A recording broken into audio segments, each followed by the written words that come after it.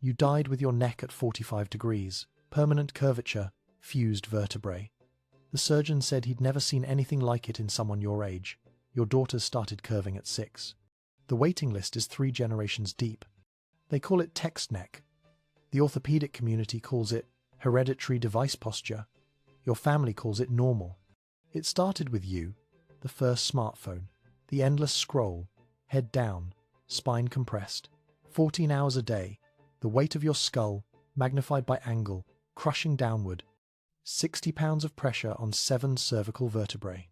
Your body adapted, bone reshaped, muscle memory became muscle prison, the curve locked in, permanent, irreversible, the new shape of your spine.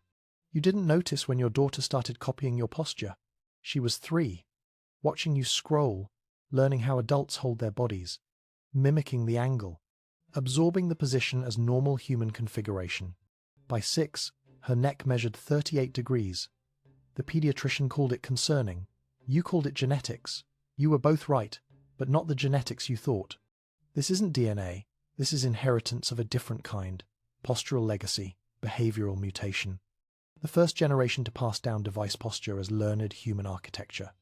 Your daughter taught her daughter, bought her a tablet at 4, an act of love, entertainment, education.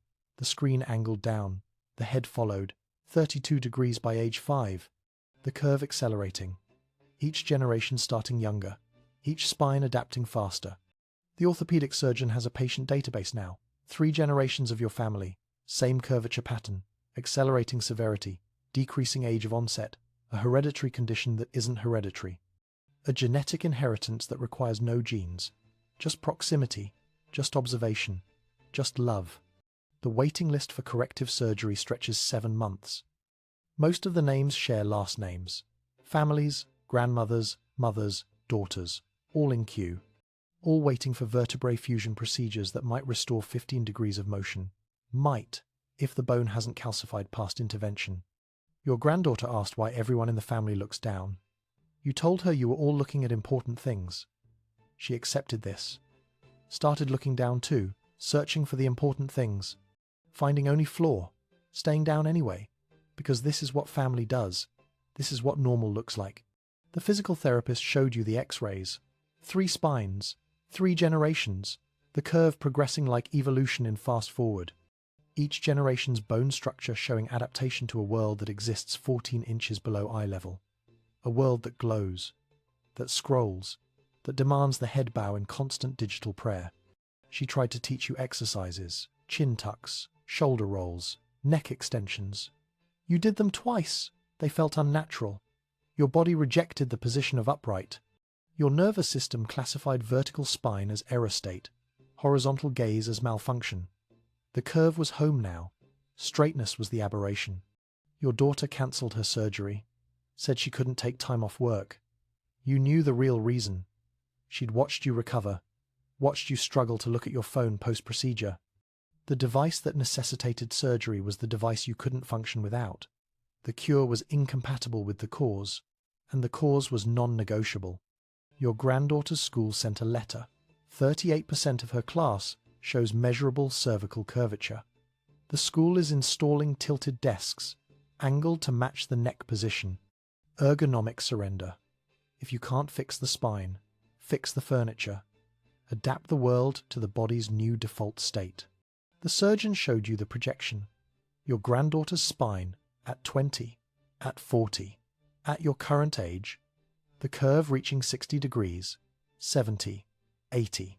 Eventually the head looking almost directly down, permanent bow, permanent submission to the pull of the screen. You asked if there was a cure. He said yes. Put down the phone. You asked if there was a realistic cure. He closed your file, added your granddaughter's name to the surgical waiting list. Penciled in a date for 2031. She'll be 13, old enough for the procedure, young enough that some motion might be salvageable. You taught your family how to scroll, how to swipe, how to navigate the infinite feed. You taught them the posture of digital life, head down, shoulders curved, spine compressed. You taught them this was normal. This was how bodies work now. This was love language, quality time, shared experience. They learned perfectly. Your daughter texts you. You're sitting next to each other, both heads down, both necks at 45 degrees, mirror images, inherited posture, learned deformity. She sends a photo of her daughter. The girl is reading on her tablet. Head down, the angle identical. 3 generations, same curve, same compression, same future. You send back a heart emoji. Your neck hurts. Hers hurts too. Your granddaughter's doesn't hurt yet. Give it time. Pain is coming. Pain is part of the inheritance, along with the posture, along with the position, along with the belief that this is just how spines work, how bodies exist, how families look when they love each other. The orthopedic surgeon updated his research. Hereditary device posture isn't genetic. It's mimetic. It's learned. It's passed down through observation, not chromosomes, through proximity, not DNA, through watching the people you love and copying the shape of their pain. You're still on the waiting list. So is your daughter. So is your granddaughter. 3 generations, waiting for surgery to undo what you taught each other, what you learned from screens, what you passed down as inheritance, as family tradition, as the new normal shape of human love. The wait time just updated. 11 months now. The list keeps growing. Families joining together, booking consecutive appointments, generational reconstruction, trying to unbend what bent together, trying to unlearn what was taught through silent example, trying to stand straight in a world designed for bowed heads. Your granddaughter just got added to the pediatric surgical calendar. She's 8 now.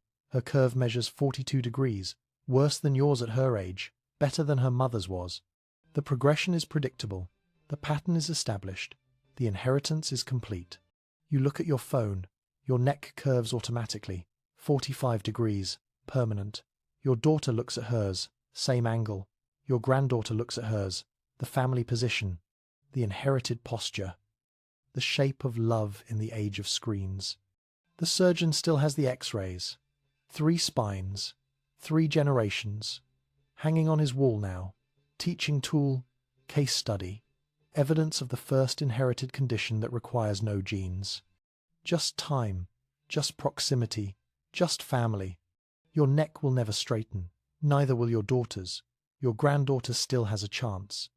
If she stops now, if she looks up, if she breaks the pattern. She won't.